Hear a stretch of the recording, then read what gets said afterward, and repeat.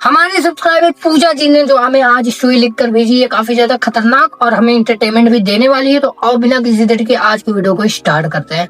दरअसल ये कुछ साल पहले की बात है जब पूजा जी लिटरली प्रयागराज में अपने पूरे फैमिली वालों के साथ आराम से दिनचर्या काट रही थी। इनके फैमिली में इनके माता पिता, एक बड़ा भाई और पूजा जी, पूरे टोटल 4 लोग रहने वाले थे। प्रयागराज में रहते हुए काफी टाइम हो गया था, लेकिन अभी के टाइम पर पूजा जी प्रयागराज में नहीं रहते, वो मुंबई में शिफ्ट हो चुके हैं। तो जब ये प्रयागराज में रह रही थी तो इनके भाई की तभी रिसेंटली न्यू शादी हुई थी। जो भाभी जी आई थी उनसे पूजा जी की पटरी अच्छी खाती थी। अप्रोक्स 1-2 महीना बीता होगा। इधर भी जो भाभी जी का एक भाई था जो शायद इनका देवर लगता है, आई डोंट नो, तो वो इनके घर पर कुछ दिन रुकने के लिए आता है, प्रयागराज घूमने के लिए आता है, क्योंकि प्रयागराज एक बहुत बड़ी सिटी है जहाँ पर बहुत कुछ है घूमने के लिए।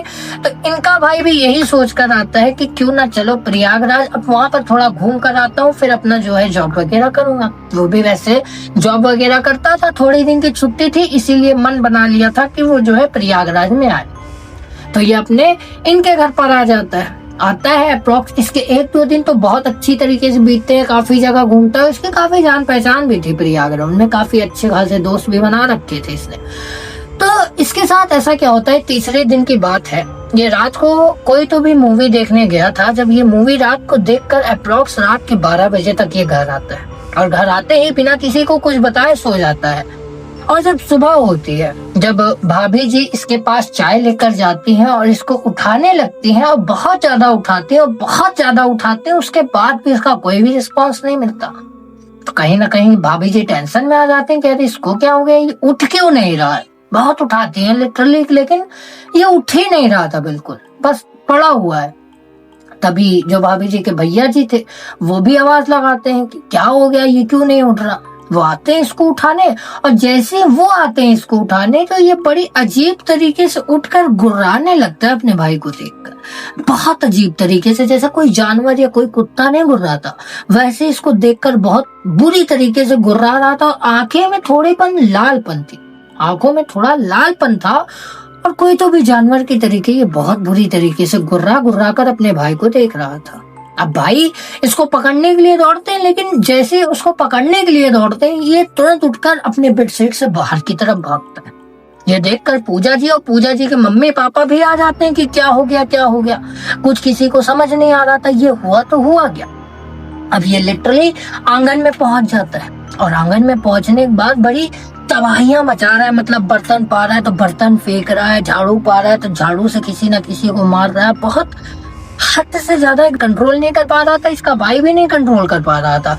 तो जो पूजा जी थी ये क्या दिमाग लगाती कि हमारे घर के पड़ोस में ही एक भैया रहते हैं जो आके में जिम करते हैं, वो काफी ज्यादा मतलब स्ट्रांग है, तो हो सकता है वो इसको कंट्रोल में कर लेंगे आपके। तो पूजा जी भागते जाती है और वो भैया को बुला लाती है। और जब वो भैया आते हैं इसको पकड़ते हैं तो वो भी कहीं ना कहीं उससे नहीं जीत पा रहे थे। वो ऐसा लग ही नहीं रहा था कि वो एक आदमी, वो इतना भी स्ट्रांग नहीं था, वो पतला दुबला सा एक लड़का था, इतना भी स्ट्रांग नहीं था, और वो एकदम बॉडी बिल्डर टाइप का आदमी, तब भी उसको नहीं संभाल पा रहा था। अब पूजा की जो मम्मी थी वो क्या बोलती हैं कि शायद ये कोई बाहरी हवा का खेल है, तुम कुछ मत करो, जाओ तुरंत एक ओझा को बुला लो। ओझा आता है घर में। ओझा लिटरली चेहरा देखते ही समझ जाता है कुछ तो दाल में काला है, इसको नजाक लेकर जाओ, वहां पर इसको कुछ तो झाड़ फूक करवाओ, तभी ऐसा होगा, वरना शायद कुछ तो बाहरी हवा इसके अंदर घुस। वो जो ओझा था वो भी इतना समझदार नहीं था कि वो प्रॉपर बता पाए ये प्रॉब्लम है तो है क्या। बड़ी मुश्किल से इसको मजार लेकर जाया जाता है। मजार लेकर जाते तो वहां पर कुछ साधु संत और ज्ञानी बाबा भी बैठे हुए। एक बाबा तो लिटरली इसको देखते हुए बोलता है कि इसके ऊपर 1 नहीं 2 नहीं 3 नहीं 4 नहीं 5 नहीं 7 जिन्न सवार है। घर वालों का दिल एकदम पत्थर की तरह जम जाता है ये सुनते। बिल्कुल कंट्रोल में नहीं है, जिसको पा रहा उसको मार रहा। भाई एकदम बवाल मचा रहा है। मेन चौराहे पर 2 बाबा आते, इसको किसी ना किसी तरीके से इसका ऐसा कुछ तो ऐसा करते हैं, सामने खड़ा हुआ था, ऐसा करके कुछ तो ऐसा मारते हैं, ये तुरंत शांत। जो अभी तक इतने लोग शांत करा रहे थे, मोटा हट्टा कट्टा बॉडी बिल्डर शांत करा रहा था, वो नहीं शांत करा पाया। लेकिन वो बाबा तांत्रिक जो भी था उसने ऐसा करके ऐसा क्या मार दिया कि वो शांत हो गया।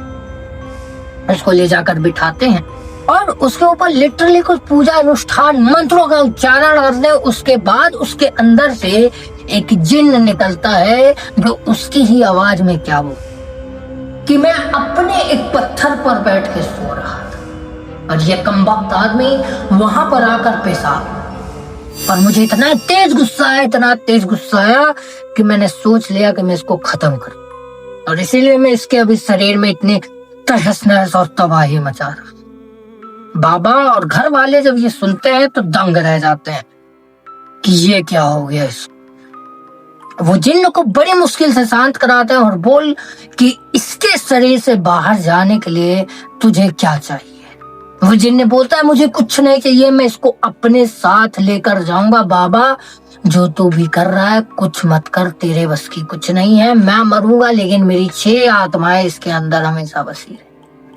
ऐसा वो जिन्न उस ढोंगी को ललकारता है।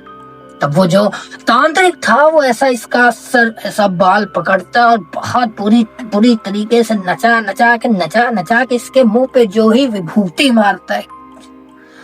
आधा चेहरा सफेद, आंखें पूरी लाल, मुंह से निकलता हुआ लाल पानी।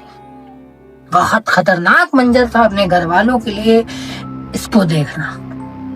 तब वो जो जिन्न था वो बोलता है कि ठीक है बाबा, मेरी एक इच्छा है, अगर तू वो उसे पूरी करवा सकता है तो मैं इसको छोड़ दूंगा और घर में इसके जो भी अभी तक काल चल रहा है सबको दूर कर दूंगा। ये बोलता है बोल क्या अच्छा।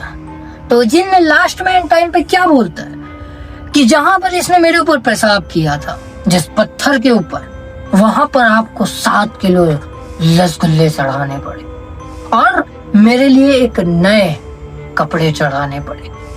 ये सुनकर घर वाले बोलते हैं बस इतनी सी बात है, हम कर देंगे, लेकिन इसे तुमको 7 दिन के अंदर करना पड़ेगा। ये जिन्न ये भी बोलता है। घर वाले प्रॉपर रेडी थे कि ठीक है हम सब करवा देंगे। बाबा जी बोलते हैं पता लगाओ ये उस रात कहाँ गया था और कहाँ ये पेशाब कर कर वापस आया हुआ। इसके दोस्त भी एक उसी के साथ था उस रात, लेकिन उसने ये गलती नहीं की थी। उसको पकड़ते हैं घर वाले और उस रात क्या क्या हुआ था सब कुछ पूछते हैं। तो वो दोस्त बताता है कि हम लोग पहले सिनेमा हॉल गए थे, उसके बाद घूमते एक थोड़ा सा जंगल वाला रास्ता आया था और वहीं पर ये 2 मिनट के लिए रुकने के लिए उतरा हुआ था और शायद वहीं पर इसने ऐसा कुछ कर दिया जो शायद मुझे नहीं पता चल पाया। अगर मुझे पता चल जाता तो मैं इसको पहले ही जाकर लूं। घर वाले समझ गए कि यही पत्थर इसी के ऊपर सब कुछ चढ़ेगा जो उस जिन्न ने कहा था। जब तक ये लोग वो प्रसाद नहीं चढ़वाए थे, 7 किलो लड्डू और प्रसाद और कपड़े, तब तक इनके घर में एक अजीब सी एक्टिविटी हो रही थी। ऐसा लग रहा था कि उस घर में इनके कोई ना कोई हमेशा घुसा है, कोई ना कोई इनको देख रहा है, तो कोई ना कोई ऐसा महसूस हो रहा है, तो कोई ना कोई बर्तन अपने आप ही गिर रहा है। कहीं ना कहीं वाकई में बहुत खतरनाक मंजर था। घर वालों ने उसी दिन सामान इकट्ठा किया, 7 किलो रसगुल्ले भी मंगाए, कपड़ा भी, प्रसाद भी, फूल माला भी, और सब ले जाकर वहां पर चढ़ा दिया। और उसके बाद वो जो बाबा था, जो ढोंगी बाबा था, उसके पास वापस से ये लोग जाते हैं और बताते हैं महाराज जी हमने सब सामान चढ़ा दिया। उसके बाद जो तांत्रिक बाबा था वो लिटरली 2 से 2.5 घंटे बैठकर उसके ऊपर बहुत तगड़ी से पूजा क्रिया अर्चनाएं, पता नहीं कौन कौन सा मंत्रों का उच्चारण करता है। उसके बाद पता नहीं ये जो लड़का था ये अचानक से मंत्र होते वही कुंड में जा गिरा जहां पर वो अभी तक सुहा चल रहा। घर वाले पीछे से आते हैं, उठाते हैं कि कहीं जल बच ना जाए।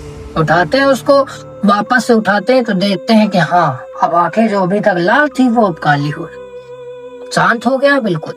वो जो तांत्रिक था वो बोलता है कि ठीक है मेरा काम हो गया है, मुझे आप दक्षिणा दे दीजिए और इसको आप घर ले जाओ। अब इसके ऊपर कोई भी जिन्नात नहीं आएगा और मैं एक तावीज दे रहा हूँ, इसको ले जाओ, इसके गले में मार लेना, हमेशा सुरक्षित रहेगा। कभी भी कुछ गलती से भी होगा तब भी इसके ऊपर कोई बलाएं नहीं आ सकती। वो तावीज लेकर ये लोग इसके घर आते हैं और आने के बाद वापस से 1-2 दिन तक तो इसको होश ही नहीं।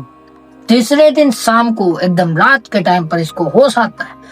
घर वाले बहुत परेशान थे, घर वाले सब समझाते हैं बेटा तुमने ऐसे से गलती कर दी थी, अब तुम्हारे ऊपर तुम्हारा ही होश नहीं। लड़का सुनने के दंग रह जाता है पूरी बात कि क्या हो गया इसके साथ। उस रात काफी खतरनाक मंजर था।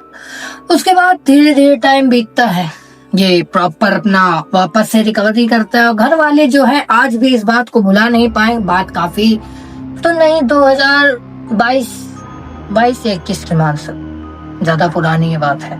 तो आई होप आप लोग की ये वीडियो जरूर अच्छी लगी तो एक लाइक जरूर कर देना। चैनल बने हो तो चैनल को भी सब्सक्राइब कर लेना ऐसे और हॉरर वीडियो कंटेंट देखने के लिए। और हाँ, इंस्टाग्राम की लिंक आपको डिस्क्रिप्शन बॉक्स में मिल जाएगी। आपके साथ है, आपके फैमिली वालों के साथ कोई भी ऐसी रियल दुर्घटना, इंसिडेंट, स्टोरी वगैरह कुछ भी है तो जाओ यार जल्दी से वहां पर जाकर जुड़ जाओ। और आपके साथ है, आपके फैमिली वालों के साथ कोई भी ऐसी रियल दुर्घटना, इंसिडेंट, स्टोरी वगैरह कुछ भी है तो जल्दी से शेयर करो। हो सकता है अगला वीडियो आपके ऊपर बनना हो। तब तक के लिए मैं मिलता हूँ किसी और नए वीडियो और नए टॉपिक के साथ। तब तक के लिए जय हिंद, जय भारत।